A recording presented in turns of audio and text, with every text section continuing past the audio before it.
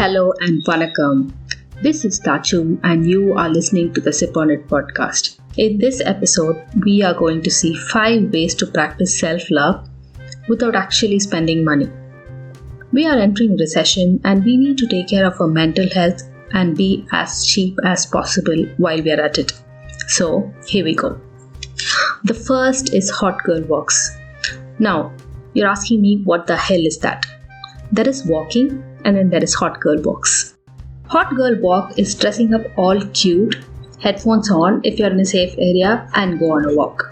If you're not in a no safe area, take a friend or use only one headphone or even have your key propped between your index finger and middle finger.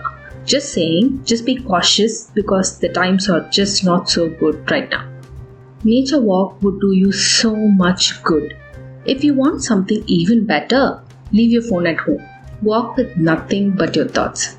Always being hooked to our devices rarely gives us the time to be alone with our thoughts. We have become the generation that goes to even the bathroom with our phones and there are actually no more shower thoughts. We are so hooked on other people's lives and stories that we forget what it's like inside our own heads. The best thing about Hot Girl Walk is the conversation we get to have with ourselves. Put on a mask and talk to yourself so that people don't think that you're crazy. 30 to 40 minutes of walk clears your mind so much. I've had so many revelations during my walks, made life-altering decisions, and on top of it all, I feel so much lighter at heart with an assurance that everything will be A-OK. So, start walking. The second is lying under the stars. I used to do this in school, college, and even now at times when everything feels so overwhelming. Put your phones aside, go to the terrace and lie down. You know what's even better? Doing the same thing at the beach. The stars, the ocean, sounds like heaven to me. I'm a sucker for all forms of water bodies, so that's just me. But if that's not your jam, just go to your terrace, leave your mobile at home, and go be one among the stars. It gives you a sense of calm and a hard-hitting realization of how small your problems really are in the vast space of the universe. You might be lucky enough to spot a shooting star. When I was young, I used to have full-on conversations with the moon. She was my best friend to whom I would tell my deepest and darkest desires. It would set me free somehow and I would always wait to talk the next day. I've come a long way since then, but the stars give you a sense of clarity and it helps you feel grounded. Okay, so the next one. I think this is the most funniest one in the list, but it actually works. You know how fabulous we feel after a haircut? This is a cheaper alternative for it. Shaving does almost what a haircut does to me, and it's no small feat. If you do it properly, you will end up with a super smooth, soft skin, smelling nice and feeling oh so good. My favorite routine is to turn on the Rotten Mango podcast or the Desi Crime podcast, lather with some shaving foam and shave away. End it with a good smelling moisturizer and my Sunday just got 100 times better. Back in college, I would get a haircut every time I feel upset and lost. And that is pretty much twice a month. It's not the haircut, but it's the blowout that makes us feel so loved and pampered. If at all you're a skincare buff, I think that is possibly the best form of self-care you can indulge in. Of course it's expensive, but if you have products that are sleeping in a corner, it's probably time to take it out.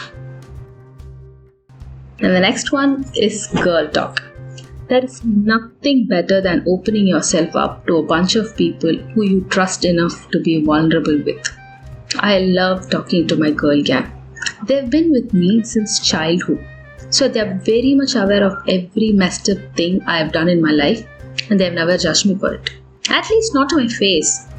I value friendship a lot and I have this radar that can call out all the fake people.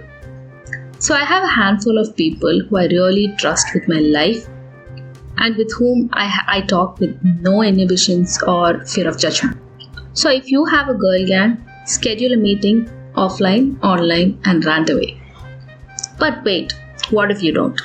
I have a solution for that too. Journaling. It's a savior if you're in a long distance friendship or a relationship and the other person is just not available immediately. I love writing my woes out. Putting things down on paper lets me step back and look at things deeply. Even my psychologist asks me to write when I feel odd and upset because when you don't really have a best friend around, paper actually helps. Safe to say, most of my episode ideas also come from journaling. And the last one is digital detox. I love technology.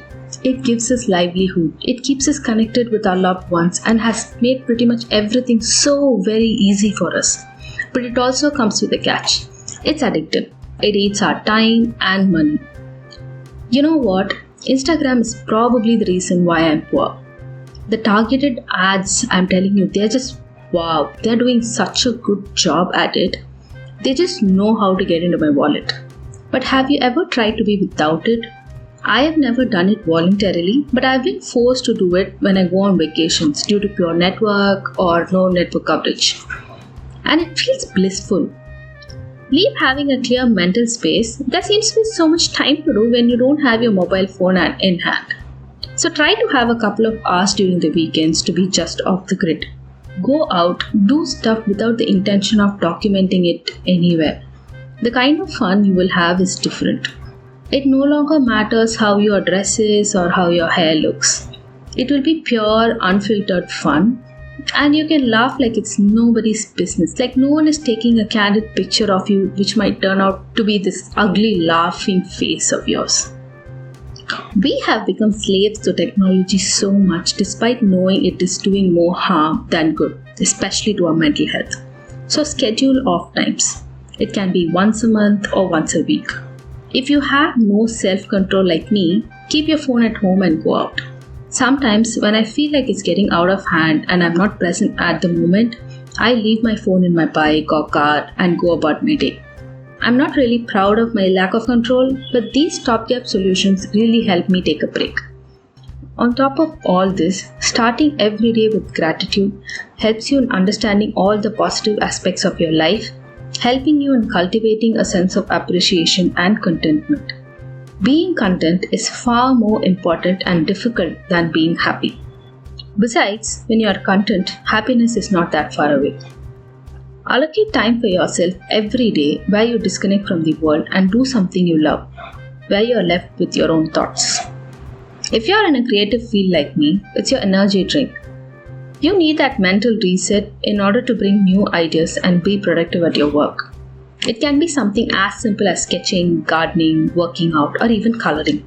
There are coloring books available in the market which are actually really fun.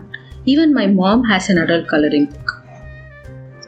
There's literally not a single person in this world who has a problem-free life.